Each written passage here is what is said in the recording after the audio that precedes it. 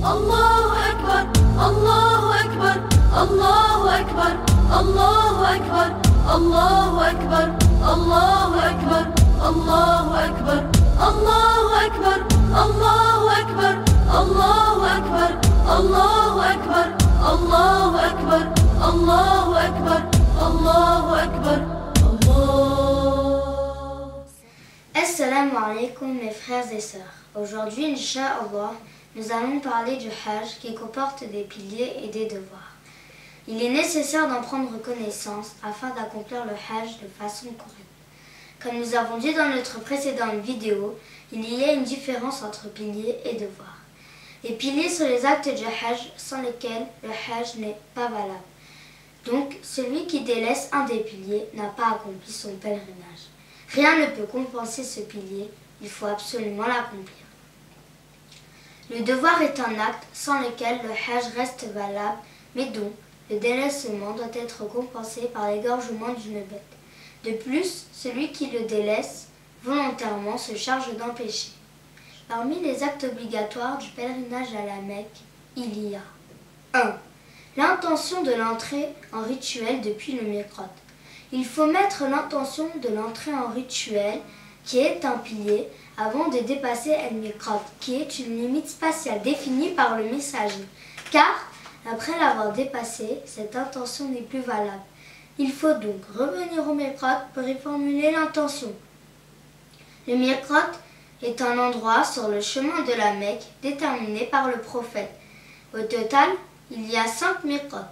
Et le miqat à considérer pour chaque personne dépend du chemin que la personne prend pour aller à la Mecque. 2. Le lancer de cailloux aux 3 bassins Jamra. Il s'agit de lancer 70 cailloux en tout, ou 49 si on quitte Mina avant le 3e jour de At-Tashriq. On jette 7 cailloux dans la Jamratul Aqaba et son temps commence à partir du milieu de la nuit de Al-Eid, qui peut ne pas coïncider avec l'heure de minuit sur les montres, jusqu'au dernier jour du Tashriq. Les autres cailloux, 42 ou 63, seront répartis équitablement sur les 2 ou 3 jours du Tashriq. Et les 3 Jamara, à savoir 7 cailloux pour la petite Jamara, puis 7 cailloux pour la Jamara médiane, et à la fin 7 cailloux pour la grande Jamara, Jamaratul Aqaba. Et c'est de la même manière pour les 2 ou 3 jours du Tashriq. Le lancer des cailloux est valable à partir du moment où le soleil décline du milieu du ciel. 3. Le séjour de nuit à Muzdalifa, selon un avis des savants, c'est un endroit proche de Arafat où les pèlerins ramassent des cailloux pour les lancer ensuite dans les bassins. 4. Le séjour de nuit à Mina, selon un avis des savants, c'est un endroit situé entre la Mecque et Arafat, mais plus proche de la Mecque. Selon un autre avis, les 2 séjours à Mina et à Muzdalifa ne sont pas obligatoires. 5.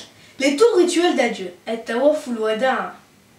Selon un avis, chaque devoir a des conditions de validité qu'il faut aussi respecter. Que faire si on n'a pas accompli un devoir? Celui qui délaisse un des devoirs du pèlerinage doit égorger un ovin ou un caprin. Il y a des détails à apprendre pour la personne concernée.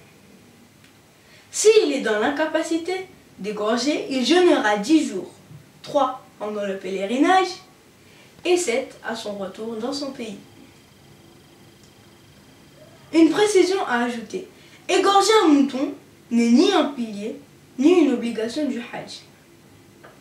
Mais il s'agit d'un acte fortement conseillé, Sunnah mu'akkada, sauf si le pèlerin a délaissé une des 5 obligations du Hajj, où il a commis un interdit qui nécessite le sacrifice d'une bête. Que Allah Ta'ala agrée votre Hajj et pardonne vos péchés. Amin. بارك الله فيكم والسلام عليكم. الحي القيوم على محمد إمام السادات وسلم عد الحصباء وقطر الماء مع الآلاء وأزيد وعد النعماء وأنعم. صلى الحي القيوم على محمد إمام السادات وسلم. عد الحصباء